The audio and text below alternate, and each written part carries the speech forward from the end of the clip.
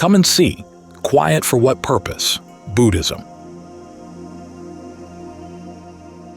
You're sitting around doing nothing. Meditate. I'd like you all to quiet your minds. Quiet for what purpose? To know. You've come to make merit, so you should acquaint yourselves with merit. Are your minds meritorious yet? Try to know. Where is merit? We want to gain merit. We want to gain happiness. We want to gain prosperity. But where exactly does happiness lie? I want everyone to get into position to meditate. Coming here, you've come through lots of hardships, lots of difficulties. You've come in search of goodness, in search of merit, in search of what's skillful, in search of happiness and prosperity. So try to understand exactly what happiness is, what prosperity is, what goodness is. Try to acquaint yourselves with these things. Everyone who comes here wants goodness, so what do you do to make it good? Try to know. If you don't know what's good, you can search from dawn to dusk and not find what's good. You can search the whole year round and not find what's good simply because you don't recognize what's good. If you recognize what's good, it's not hard. You can sit right now and find it. So look, get into position and look.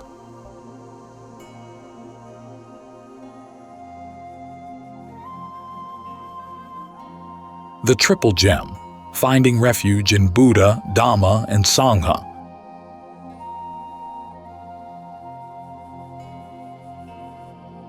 We depend on the teachings of the Buddha. To begin with, we've done a candle circumambulation and made an offering to the Triple Gem. Triple means three. Which three? The gem of the Buddha, the gem of the Dhamma, the gem of the Saṅgha. These gems are our refuge. Now the Buddha isn't a gem. The Dhamma isn't a gem. The Saṅgha isn't a gem. They're like gems. Gems are bright and clear like a clear mirror. The Buddha's heart was clear like a gem. That's how he was able to know all levels of pleasure and pain. Heavens and hells, he saw them all levels of goodness and evil. That's why he was able to set out the religion for all of us, lay and ordained. Those of us born in these latter days haven't had the opportunity to see the Lord Buddha. We've met only with the Dhamma, the teachings he taught. What he taught wasn't anywhere else far away. In the list of the virtues of the Dhamma, it says that the Dhamma is ehipassiko. It's for calling all living beings to come and see. It's not for calling them to go and see. He wants us to come and see the Dhamma. And so where do we come to see the Dhamma? Right here at our Rupa Dhamma, or physical phenomena, and our Nama Dhamma, or mental phenomena. Physical phenomena means our body. We should come and take a good look at it. Why? We want to look into this body that we hold on to as our self, a being, an individual, a man, or a woman, so as to contemplate it. We depend on it. We claim it as ourself, and so he wants us to look at it. Why? So that we're not deluded by it. He wants us to know this physical phenomenon so that we can abandon our pride, abandon our passion, aversion and delusion, ignorance, craving, clinging, becomings, and births. If we don't come and look at it, we'll hold on to it as ourself. But exactly where is it ourself? Come and look. When the Buddha taught the five brethren, he taught them the discourse on setting the wheel of Dhamma in motion. In that discourse, he said, Idam ko pana bhikkhave dukkam arya sakam. Monks, what is the truth of suffering? These four truths. He told them to become acquainted with these truths. Shatipi dukkha, birth is suffering. We don't come to suffering from anything else. We suffer because of birth, so contemplate it. The Buddha taught the religion so that we can know this. We've already been born, so why do we still suffer? We suffer because of birth. Jarapi dukkha. This is the second suffering. Once there's birth, then aging, decay, and decrepitude come following in the body, and they're suffering. Or as he said, nothing else suffers. It's the heart that suffers. So he has us contemplate the matter. When we contemplate the Dhamma, we see that these things are always there in every person. Whether we have high status or low status, Whether we're tall or short, black or white, rich or poor, these things are true in each of us. We can't stop them from happening. Nobody can stop these things from happening, except for the Buddha and the arahants who can stop them from happening in the future. But none of us are yet able to stop them, so we should contemplate them so that we know them. The third suffering follows: Vyadhipi dukkha, illness, sickness, colds, coughs, fevers, aches, and pains. We do nothing but complain about them. Stomach aches, earaches, headaches, backaches, pains in the intestines, pains in our legs, pains in the eyes. We complain about these things. There's no one who doesn't suffer from them. That's the way they are, so we should contemplate to see them for what they are. When illness oppresses us more and more heavily, we can't stay any longer, which is why, maranampi dukkam, we die. We suffer to the point of death. Death comes regardless of whether we're high class or low class, black or white, rich or poor. All of us sitting here will have to experience it. But in Pali, they don't say, die. They say kuti, we move. When we leave here, why do we move? We can't stay. Why can't we stay? Because the four elements are no longer in harmony. We're too hot, too cold, too heavy. These 5 aggregates are a heavy burden. They get so heavy that we've had enough. We can't open our eyes, lift up our legs, get up and run. They get so heavy that we have to discard them. So when we discard the body, where will we go? What will we be able to take with us? This is why the Buddha set out the religion, so that we can give rise to goodness and take that as our refuge. This is our practice. This is why he taught generosity, taught virtue, taught meditation. So acquaint yourselves with these things. There are provisions for the journey. When you develop goodness, no matter who you are, that goodness will protect you and take you to a good destination. So understand this. This is why I said that the Buddha, Dhamma, and Saṅgha are our refuge. Whatever we haven't come to know, we won't be able to do. Whatever we haven't done, we won't be able to depend on. Only the things that we've known and done and practiced will we be able to depend on. That's just the way it is. So try to know and understand these things. This is why the Buddha set out the religion, to support and nourish us. He set out generosity, virtue, and meditation as things we should practice. This is why we've come to make merit, to develop goodness. We've made donations to overcome the stinginess in our hearts. We've let go of some of our greed, our aversion, our delusion. The reward is that we'll be rid of our poverty, because we've built up our merit. We've performed a generous act. Whether it was a lot or a little, it's now ours. So dedicate your merit. You've made merit, so dedicate it in your heart.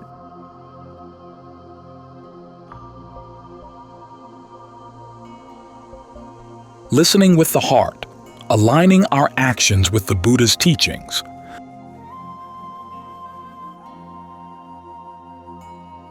Now that you've done this, do your hearts have a sense of well-being?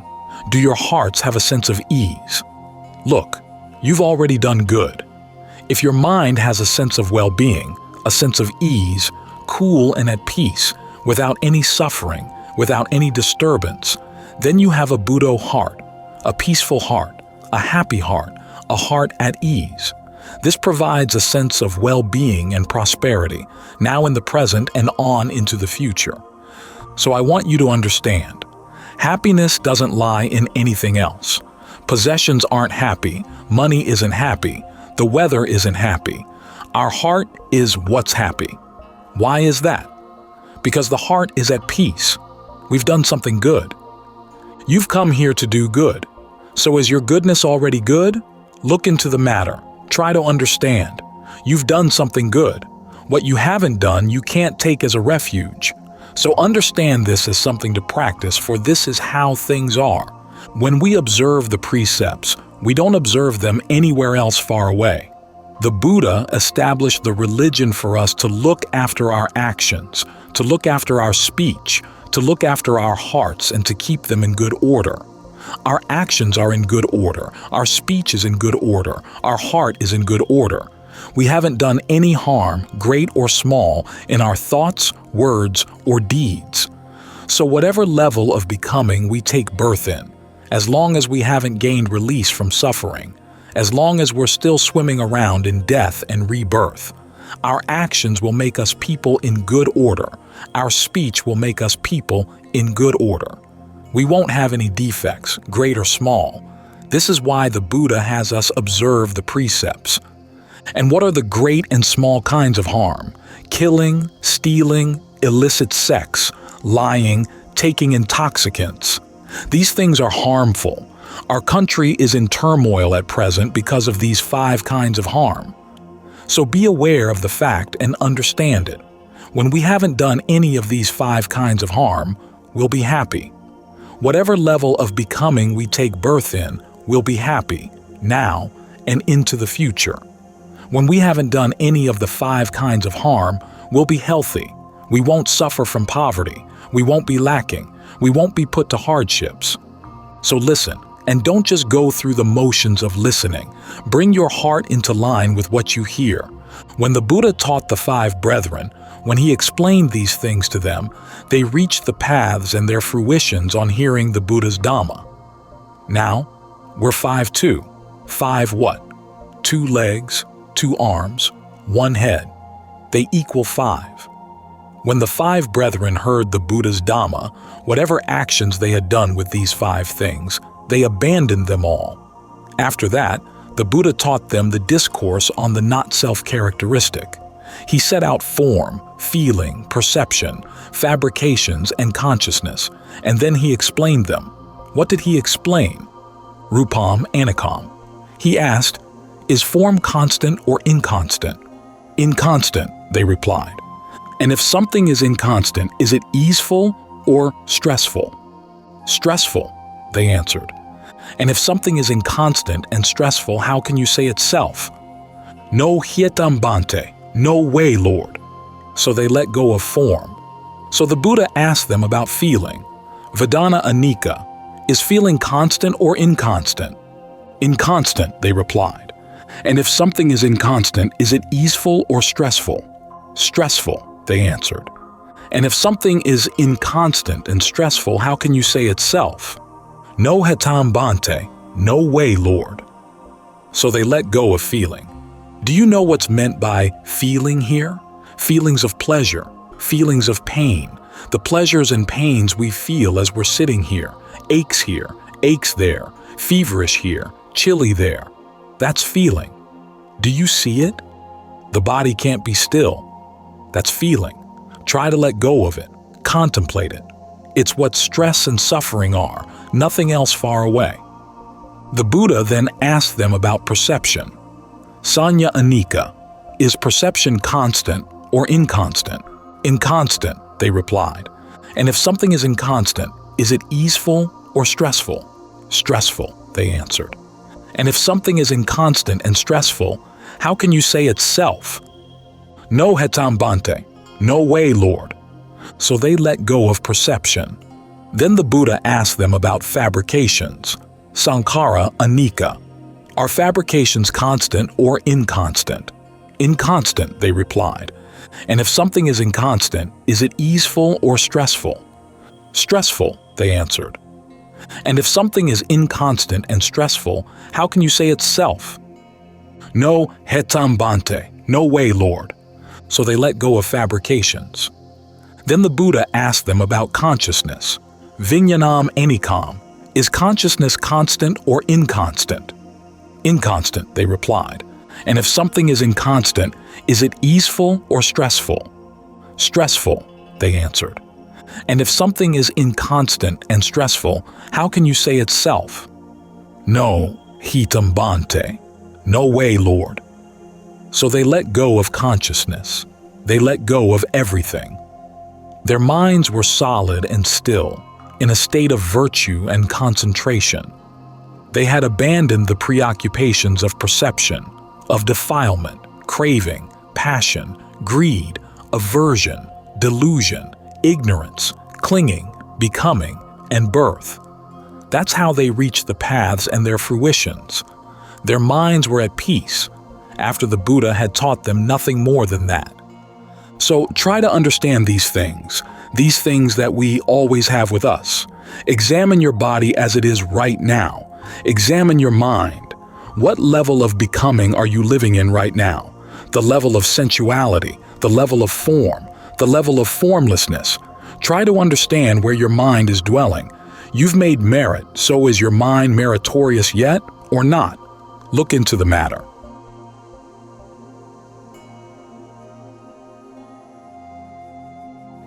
Seeing the aggregates as they truly are.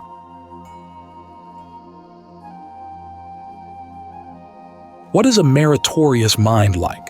It's a good mind, a mind with a sense of well-being, of being at ease, peaceful and undisturbed, untroubled Buddha, a blossoming mind at ease, free from difficulties, free from irritation. That's what merit is. So many people do merit but then complain that they can't see what kind of thing merit is. But how can it be a thing, merit? People want to know what kind of thing merit is. If it's a thing, it's the human body. Every human body sitting here with your black hair and bent necks. Each human body sitting here is a body of merit. You've done good. You feel happy. You feel at ease. Your heart and mind are blooming. This is what Buddha is like. Free from difficulties, free from irritation. When the mind is good, everything else becomes good. Our work, our efforts to make a living, our studies, our family, our neighbors, our nation. This is how our nation will become good. When each of us puts his or her mind at peace, there will be no enemies, no dangers, no animosities. That's the way it is when we have Buddha, Dhamma, and Saṅgha. Buddha is when we're aware. Dhamma is when we've done good. Saṅgha is when we've practiced well and straightforwardly. When that happens, all evils will dissolve away of their own accord. There will be nothing but brightness and clarity. Isn't that what you want? Then look and observe. Where do enemies come from? Where do dangers and animosity come from? From nothing else far away. They come from passion, greed, aversion, and delusion. Ragagina, from the fire of passion. Dosagina, from the fire of aversion. Mohagina, from the fire of delusion. These fires burn at our hearts and create trouble throughout the country. So this is why we do what's good and meritorious, to put out these fires, not to put out anything far away. For example, when you give a gift, you put out the fire of greed. However much greed you have, you give it all up. You observe the precepts to put out the fire of anger. When you feel anger, you have to bring your precepts to mind. Why should you bring your precepts to mind? You think, oh, when I'm angry like this, I'll be reborn ugly, impoverished, deaf, dumb, and crazy. When you think in this way, you can let go of the anger. Wherever anger arises, it can give rise to killings and stabbings, thefts and robberies. So we should all observe the precepts. When we observe the precepts, getting our thoughts, words, and deeds in good order, when we don't create harm, great or small, with our bodies or minds, then none of these troubling things will happen. Wherever we're reborn, we'll be people in good order, not harming one another. So try to understand this. This is why the Buddha set out the religion here. We're deluded. Moha means delusion. So the Buddha taught us to meditate. Buddha, Dhamma, Saṅgha, then Buddha, Buddha. Be mindful and you won't be deluded. When you're not deluded, you won't do evil. You'll be afraid of evil, afraid of doing bad karma, afraid of the difficulties these things cause. When you aren't deluded, then when you sit, you'll have Buddha, awareness. You'll be alert. When you lie down, you'll be alert. When you walk, you'll be alert. When you stand, you'll be alert. Wherever you go, you'll be alert. While you're sitting right here, right now, you're alert to the fact that your heart is serene. Buddha, your heart is at peace. Your heart is happy. Your heart is at ease. Be aware of this. Whoever you ask will say that our nation is in turmoil. But where is the turmoil? Look right there. Wherever it's in turmoil, solve the problem right there. That's right. Solve it right there. We've all gathered here together. How many of us? And yet when each person is quiet, there's no problem. Everything is in good order. This is what merit and goodness are like. So understand this. Keep meditating often. Do you want to meditate now? Do you want to do something more, or have you heard enough Dhamma? Are you tired? We're afraid that you're tired, Venerable Father. If I'm the one who's tired, then listen to the Dhamma some more. Get into position and listen to the Dhamma. Not much, just 15 minutes. From the Dhamma I've taught, are your minds quiet or not? Get into position and sit with a sense of ease. Take a survey of yourself.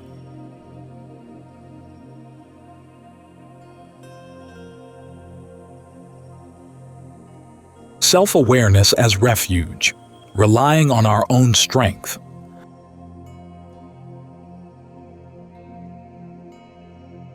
Sit at your ease, your right leg on top of your left, your right hand on top of your left.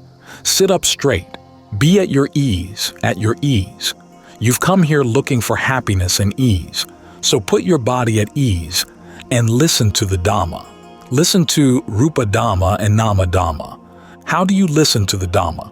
When your body's at ease, think about your heart. Tell yourself that the Buddha lies in your heart, the Dhamma lies in your heart, the noble Saṅgha lies in your heart. To think in this way, in the beginning you think of your meditation word. If you've never meditated before, think of that. For those of you who've already meditated, go ahead and be mindful of your heart. Look directly at your awareness. For those of you who haven't meditated, think Buddho, Dhammo, Saṅgho, Buddho, Dhammo, Saṅgho, Buddho, Dhammo, Saṅgho 3 times, and then gather everything into one word, Buddho, Buddho. Close your eyes, close your mouth. Don't move your tongue. Just be mindful in your heart. Why be mindful in your heart? Wherever you're aware of Buddho, your awareness, establish mindfulness right there. Look right there. Listen right there. We want to hear what happiness is like. We want to see what happiness is like. So how about knowing yourself right there? Take your measure right there. Is your heart meritorious or the opposite? If it's meritorious, what's that like? Is your heart good or bad? What's goodness like? When the heart is good, it's good and peaceful, happy, at ease, cool, not hot and troubled, not disturbed or in turmoil. Buddho, a cheerful heart, at ease. Buddho, the heart is bright. Buddho, the heart is clear, free from stress, free from harmfulness, free from danger, free from animosity, free from everything evil and vile, free from poverty, free from disease. Look at it. Your mind has quieted down. When it's like this, it isn't doing any bad karma. So where will bad karma come from? Your heart is clear and bright. And when the heart is clear and bright, you can see yourself, you can see others, you can see heavens, you can see hells, you can see merit, you can see evil. So look, what merit is like, I've already explained. The heart is happy. The heart is at ease. That's merit. When you die, you'll go to a place that's happy and at ease. So understand this. What's evil like? You've come to the monastery to listen to the Dhamma, so listen.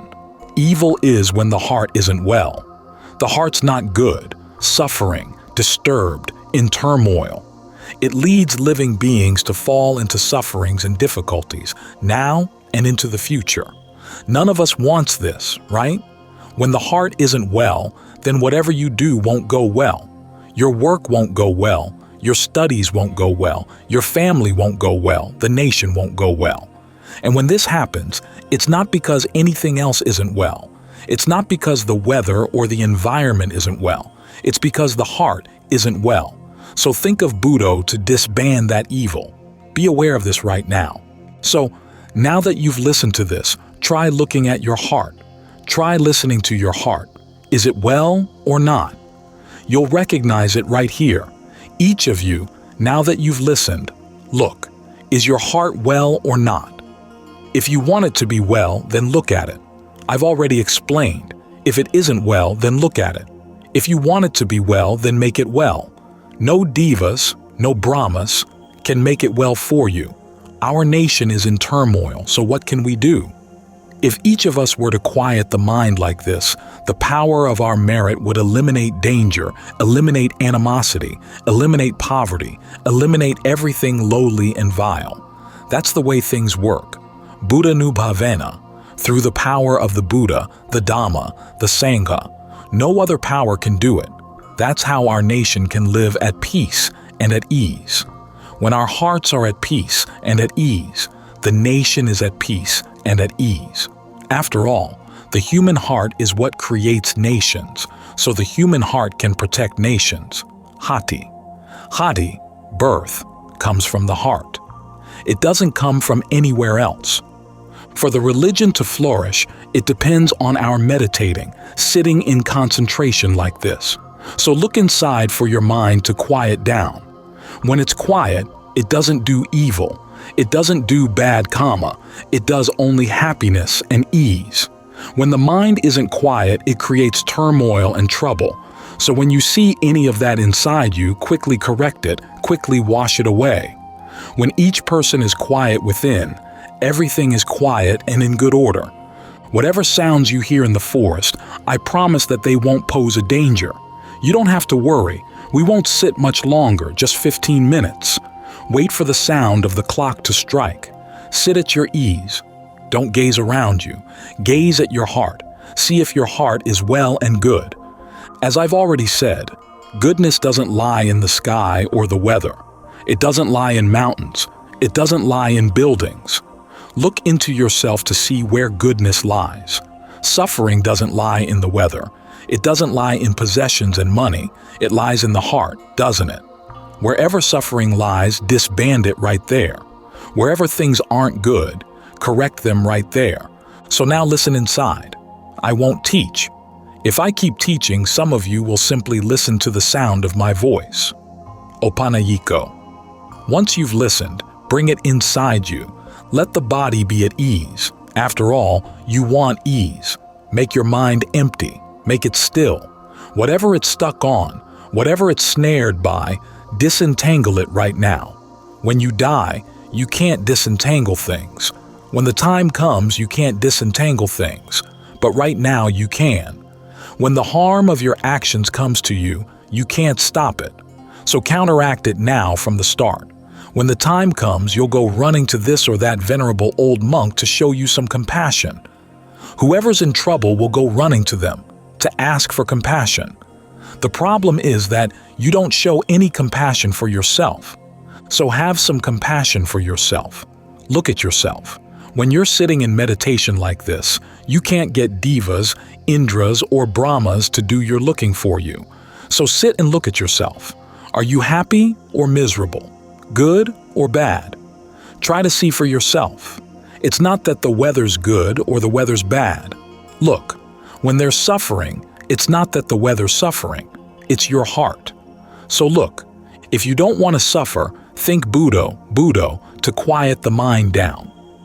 When the mind is really quiet, there's no suffering, no hardship, no defilement, no evil luck, because this one thing isn't doing anything evil, isn't creating bad karma, so where would these things come from?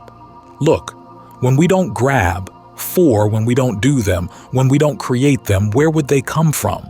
Bad karma doesn't come from the sky. It comes from our physical actions, our verbal actions, our mental actions. It comes from our thoughts, words, and deeds. Right now, our physical actions are in good order. Our verbal actions are in good order. We just have to work on our mental actions, the things we direct the mind to think about. What kinds of actions are we holding in mind? Good or bad, we'll reap the results of those actions, now and into the future. How do we know if our mental actions are good? When the heart is quiet, with a sense of happiness and ease, that's good mental action. And how about bad mental action? The heart isn't well. It's squirming and craving. It's suffering. In difficulties, troubled. That's bad mental action, bringing trouble and pain now and into the future. So listen to your heart. Whatever it's like, know it right here. Good or bad, examine the merit in your heart. You've come to make merit, so examine your heart. Just 15 minutes, that's all. It's not much. You've traveled a great distance and are tired. What other kind of merit can equal this? Giving donations 100 times, 1,000 times can't equal sitting in concentration just once. Its rewards are great, so keep making merit, doing what's good, creating goodness so that our nation will be happy and at peace, in reliance on the Buddha's teachings.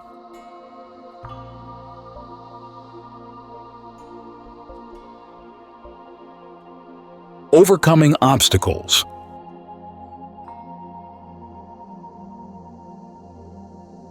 What did the Buddha teach? He taught our body. He taught our heart to abandon evil. He was afraid we'd be suffering, afraid we'd be in trouble, afraid we'd be destitute. So he taught us to do good through our body, speech, and mind, so that we'd meet with happiness and prosperity.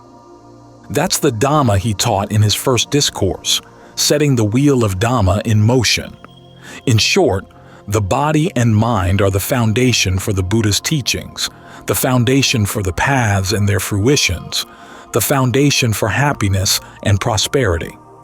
So now that you've listened to this, yoniso manasikara, use appropriate attention, keep it in mind, and use it to practice, to train yourselves to act in line with the Buddha's teachings from now to the very end. Apamadena. When you're not heedless, you'll meet with happiness and prosperity as I've explained. Evam. So now receive your blessing. Just as rivers full of water fill the ocean full, even so does that here given. Benefit the dead, the hungry ghosts. May whatever you wish or want quickly come to be, may all your aspirations be fulfilled, as the moon on the 15th, full moon day, or as a radiant, bright gem. May all your diseases, all your fears, all your obstacles, all your dangers, all your bad visions, all your bad omens be destroyed. May there always be an increase of long life, wealth, glory, status, strength, beauty, and happiness. May all distresses be averted. May every disease be destroyed. May there be no dangers for you. May you be happy and live long. For one of respectful nature who constantly honors the worthy, 4 qualities increase: long life, beauty, happiness, strength,